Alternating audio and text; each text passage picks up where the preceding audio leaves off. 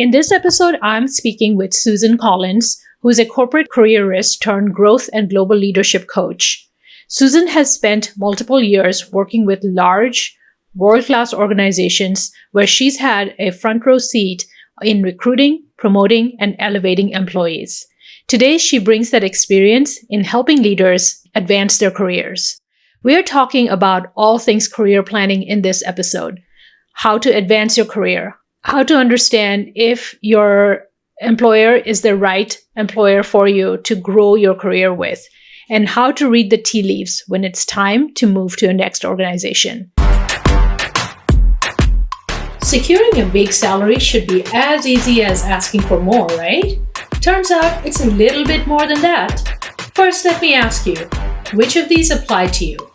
Reading org announcements with envy as other people get promoted? Working long hours with little to show for it? Getting more degrees hoping to be seen? Don't feel bad. I made the same mistake myself without even realizing it. And it's not your fault. In this podcast, I'm going to help you master the strategy and techniques on how to get promoted, how to double your paycheck, and how to secure more flexibility without adding more work or more degrees.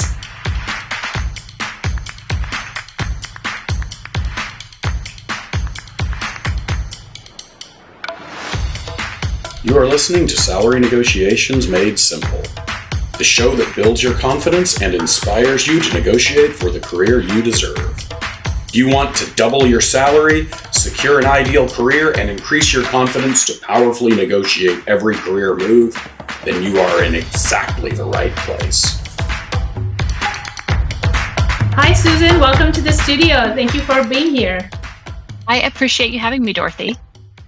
Great. Would you start us out with a little intro about you, who you are, and what you do to help?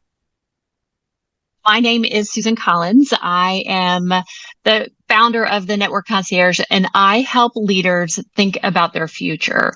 We get into this exciting, dynamic corporate arena and put our heads down and start to do our job and really want our work to speak for itself. But those who have really successful careers are thinking about what's next. And it doesn't mean that they're thinking about what's next tomorrow, but they build strategies that help them get to that place that they want and aspire to without looking back.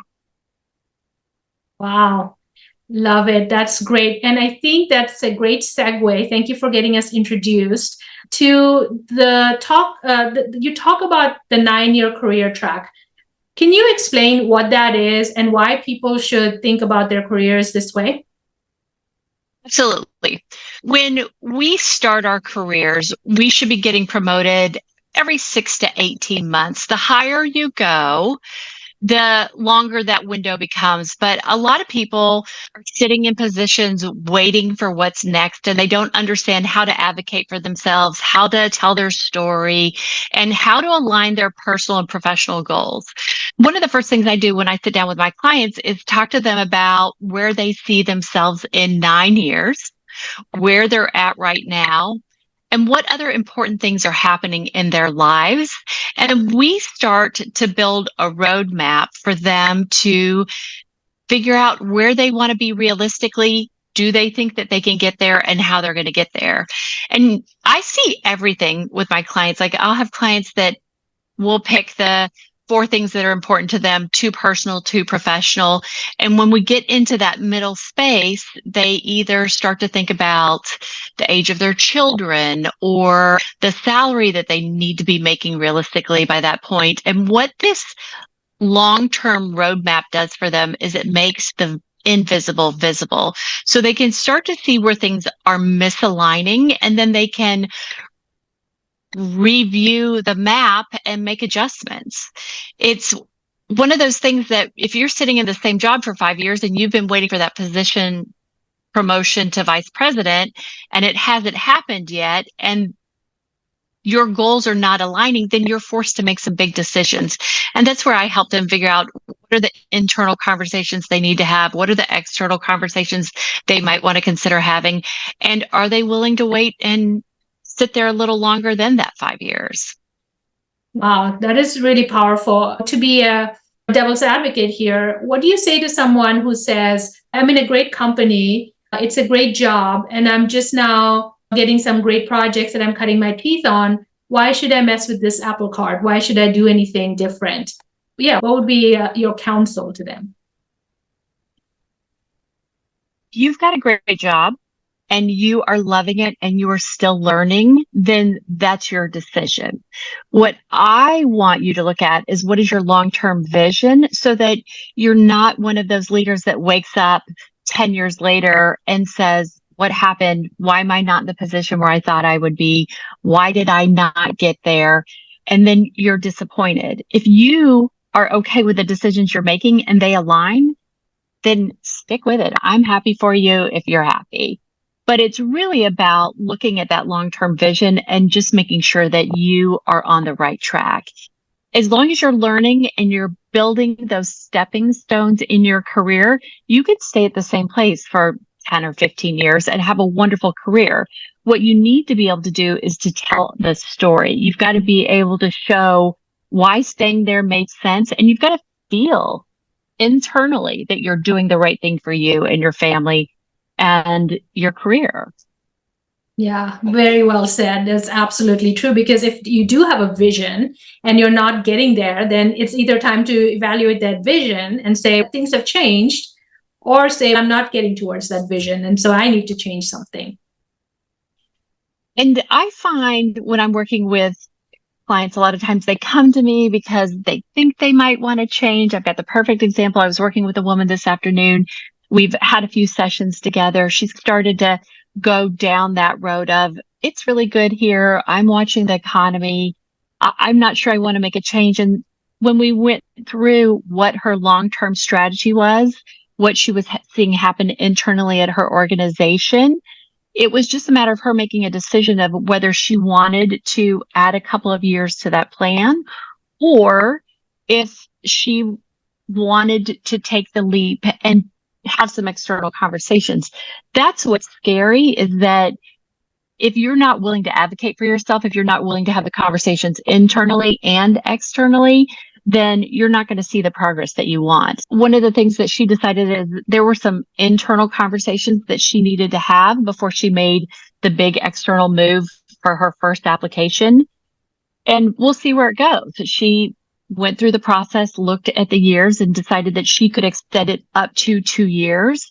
But we don't ask the questions sometimes because we don't really want the answers, because if the answer is no, it's going to push us to a decision. And if the answer is maybe, then we have to read the tea leaves. But when you get clear with the people that you work with and for about what their plan is for you, how long they see your runway, it helps you make decisions. Yeah, absolutely. Absolutely. That is a strong statement and a story, definitely. You've been on both sides, Susan. You were, of course, on the company side, and now you're a coach. Would you be willing to share how it helps or hurts the company to keep you in a position, and how that may or may not be aligned with where you as an individual wants to go, and how to, like you said, read the tea leaves to say, okay, something is wrong here? Organizations are so lucky to have their workforce, right? There are so many talented people out there who are excited to go to work every day. And it's really about understanding your employees as individuals and what they want, what they're willing to do, what their aspirations are. And when you understand those things, then you can work within their parameters and your parameters. But when you stop caring about what their aspirations are and you say to them, I need you to stay in this position, or there's just not going to be any opportunity for 5 years, they get stagnant. If they're not learning and they're not inspired and they're not feeling appreciated, and those could be all of the above or one of each, or it just depends on the individual. If you don't understand that individual and what they need, then they're not going to produce the type of work that you need them to produce. The tea leaves are really tricky. It depends on how clear you believe your supervisor's communication is, if they can provide a path for you, or if, at least if they're honest with you and can talk about the organization's health, where they see you. The best gift you can give to someone is to say, I see you making it to the director level, but at this point, there's some skills at the VP level that you might struggle with. But when people understand what the skills are, then they can make those decisions. A great vice president in an organization with 10,000 people is different than a great vice president in an organization with 200 people. And you can have the title you want. If it's about title, you can have the salary you want if it's about salary, but it's also about finding those organizations that are very transparent about what they are willing and not willing to do. And it's about being honest with yourself. Yeah, it is. That is a good point you raised, because many times when people are in organizations that are not aligned, they may not look up and say, there are organizations out there who are transparent, who take care of their employees. And if you don't have that, you don't know to ask those questions about from your employer. I think that's accurate, right? Or what is your thought or counter thought to that? There are organizations out there who do take care of their people and provide transparency. But if you are in a role where you don't have that, you don't know to look for those organizations. So true. That's such a great point. There are a lot of people out there that have worked for organizations head down, done their job for so many years that they don't know what's out there. I think you need to talk to your friends about their organizations. You need to go to conferences and network and get a bigger picture view of how organizations are treating their people. Things are changing, and it's very exciting to watch some of these organizations really stretch and treat people differently than they ever have. We all know that leadership is changing. It is no longer okay to run your office in the because I told you so way. You have to teach people how to be creative at work. These reactive leadership tendencies that got us to a certain level are not going to get us further than we are now. We've got to be creative in our leadership. We've got to be creative in the way we ask people to do things. And so it is your duty to understand what else is out there in the world. Absolutely. That is so great. And I think that brings us back to going to your 9-year plan, right? Because if you have that, then you could be questioning whether what you're doing at your employer or how the employer is adapting to the new world is also in alignment with your vision for yourself. Absolutely. And I think that the number one most important thing that you should walk away from this conversation with is that you need to advocate for yourself. You need to ask internally. You need to ask externally. One of my favorite leaders that I have watched her career grow, she's been with the same organization for probably 20 years, and she just got promoted to vice president, and she did it all within one organization. So you don't have to change jobs, but if you don't ask, what do I need to get promoted? What skills are you looking for from me? What are your expectations in this role? What other things do you see that I could do? Some of the best leaders took lateral moves into other departments. And while it felt like a lateral move in the moment because maybe there wasn't a big bump in pay or title, 2 to 3 levels up, it makes them much more valuable candidates because they have a bigger picture perspective on the job. And when you're managing people who are doing jobs that you've never done, that bigger picture view really helps you lead. Yeah, because at those high levels, you can't BS your way around, right? You've got to know what you're talking about. So if you have that breadth of experience, you garner respect just because, or you've done that you're asking other people to do. Or you have to trust that you've got the right leaders in place and that they can get it done, right? Because you're at the VP level, you could be leading hundreds and hundreds of people that have done jobs that you've never, ever done. That's true. It is about having the right people in place and trusting your team. Yeah. What you mentioned something that got my attention, advocating for yourself. if you learn to do it, how often should you, people are busy, they're getting results, they're marching to their KPIs. How often should you have those conversations with your managers where you are saying, I am ready for the next role, or I want a high visibility project, or I want a pay raise? How often? And I guess what's the rule of thumb there? So at the beginning of every year, you should have the sit down conversation to talk about what went well last year, what are your goals for this year, and then what is your personal responsibility in your development.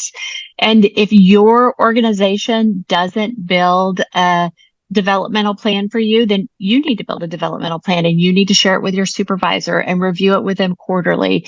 And we rely too much on our bosses to get us promoted. And we definitely need them to get promoted because they have to sign off on us. They've got to sponsor us, all of those pieces.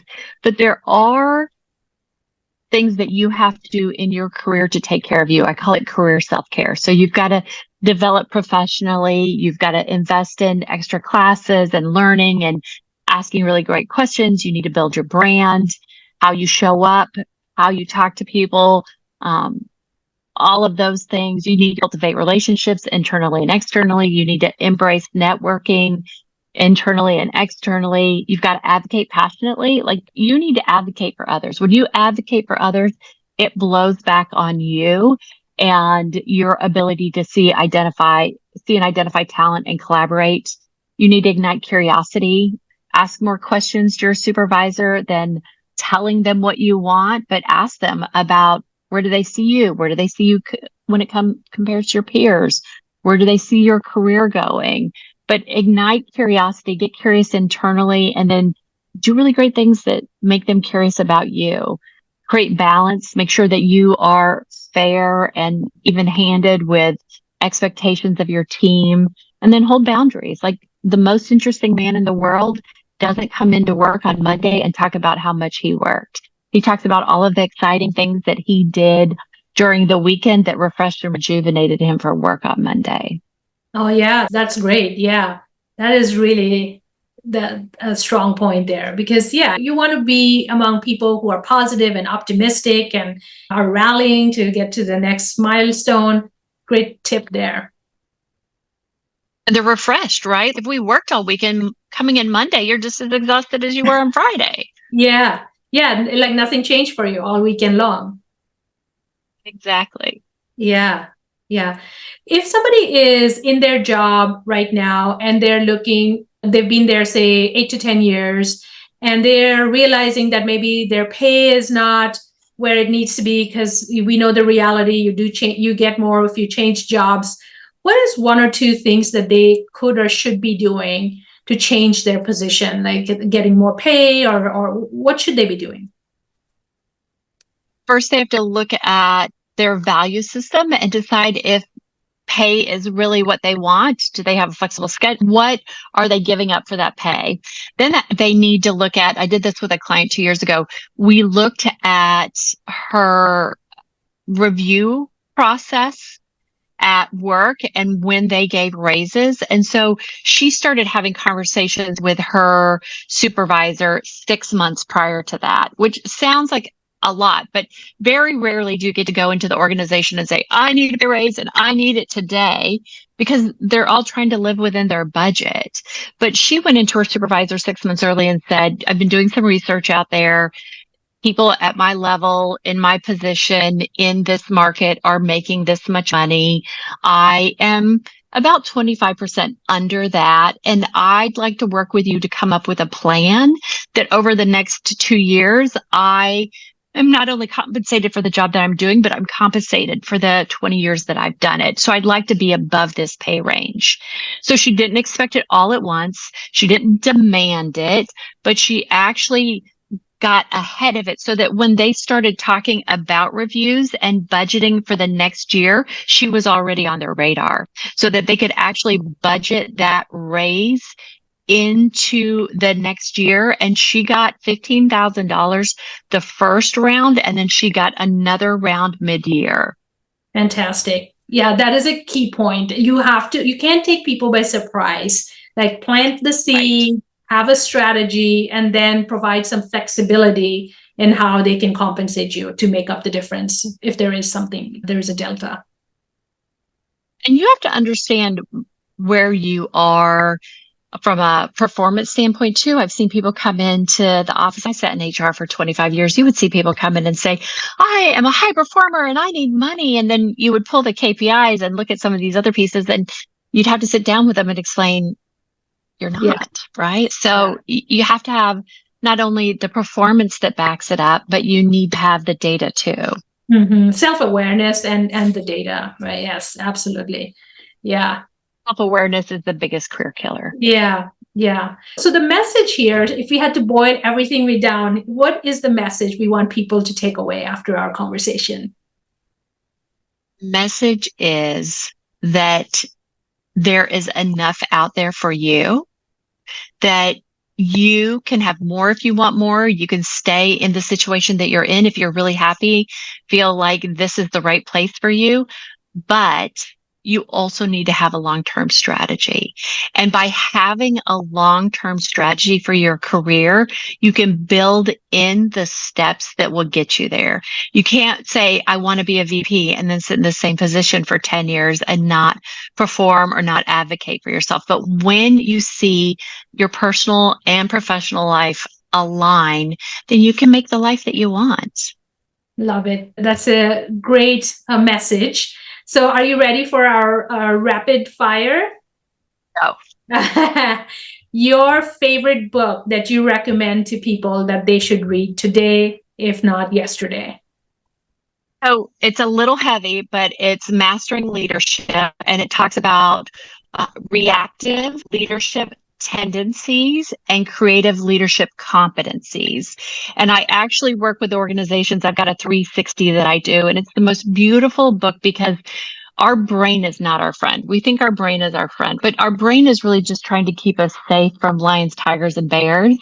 And when we are constantly reacting to the business, what we're doing is trying to keep ourselves in a comfortable space. And comfort is also not going to move us forward. We've got to learn to look at things differently, get creative about the process, the future, and go from there. If you are reacting to a problem today, it's probably something that started 6 months ago. Who's the author? Oh my gosh, I had the book here. Here it is. The author is Robert J. Anderson and William A. Adams.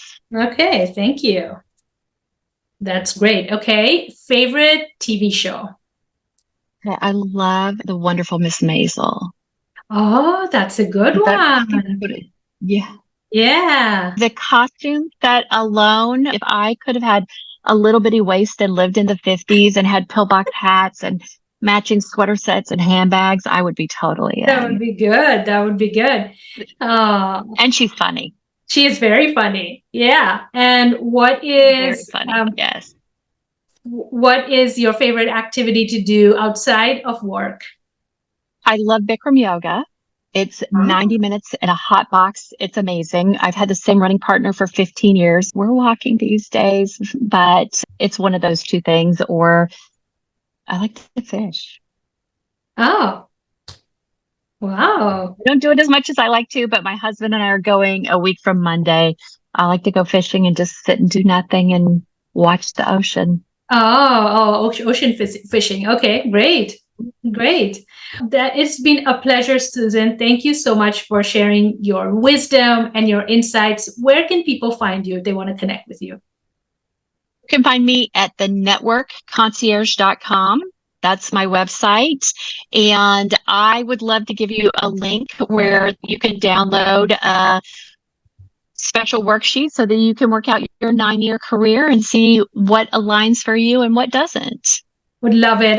We'll, of course, link everything in the show notes. Thank you so much for this gift. Thank you. Thank you. Take care. There you have it, my friends. So many insider nuggets on how a job functions, how corporate culture operates, and how to leverage your long-term planning so that you can have the career that you deserve. I hope you took away some action tips that you can apply today. Thanks for listening, and bye for now. There you have it, my friends. As you know, I'm on a mission to close the pay gap. Every podcast episode is designed to give you the tools, techniques, and inspiration so you can bravely advocate for yourself. Thank you for listening, and bye for now.